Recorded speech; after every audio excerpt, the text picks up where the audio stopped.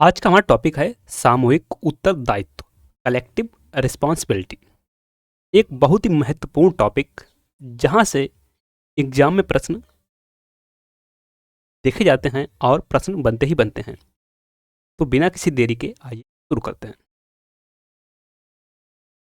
सामूहिक उत्तरदायित्व क्या है, जानते हैं इसके बारे में। मंत्रिपरिषद का सामूहिक उत्तरदायित्व संसदीय सरकार का मुख्य आधार है। अगर प्रश्न बनता है कि संसदीय सरकार का मुख्य आधार क्या है, that is collective responsibility of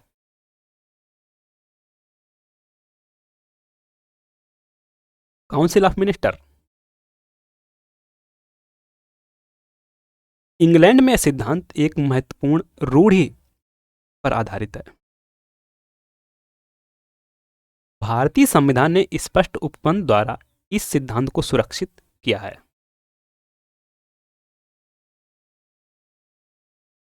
अनुच्छेद 75 क्लॉज 3 के अनुसार मंत्रिपरिषद लोकसभा के प्रति सामूहिक रूप से उत्तरदायी है। सामूहिक उत्तरदायित्व का अर्थ यह है कि मंत्रीगण अपने कार्यों के लिए टीम के रूप में लोकसभा के प्रति उत्तरदायी होंगे।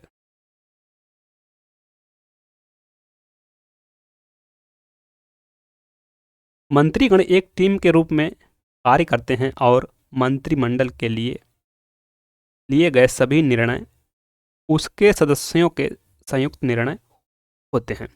अब जो भी निर्णय लिया गया है मंत्रिमंडल के द्वारा, वह सभी सदस्यों के संयुक्त निर्णय होते हैं। मंत्रिमंडल की बैठक में मंत्रियों में किसी विषय पर कितना ही मतभेद क्यों ना रहा हो, किंतु एक बार जब निर्णय ले लिया जाता है तब सभी मंत्रियों को उसे स्वीकार करना होगा। विधानमंडल में या उसके बाहर उनका समर्थन करना होगा। अर्थात आप मंत्रिमंडल के विरोध में नहीं जा सकते, वह सामूहिक उत्तरदायित्व के विरुद्ध होगा। लॉर्ड सेलिसबरी ने कहा है कि जो भी निर्णय मंत्रिमंडल में लिया जाता है, सभी मंत्रीगण जो उससे इस्तीफा नहीं दे देते हैं पूर्ण रूप से उत्तरदायी होते हैं और बाद में वे यह नहीं कह सकते कि उन्होंने वहां अन्य लोगों के कहने से सहमति दी थी, लेकिन वस्तुतः वे उससे सहमत नहीं हैं। यदि कोई मंत्री प्रधानमंत्री अथवा मंत्रिपरिषद की नीतियों से असहमत है, अब कोई मंत्री है जो प्रधानमंत्री या जो मंत्रिपरिषद की नीतियां हैं उससे असहमत है, तो उसके लिए त्यागपत्र देने के अलावा दूसरा कोई विकल्प नहीं है। यह प्रधानमंत्री के हाथ में सबसे बड़ा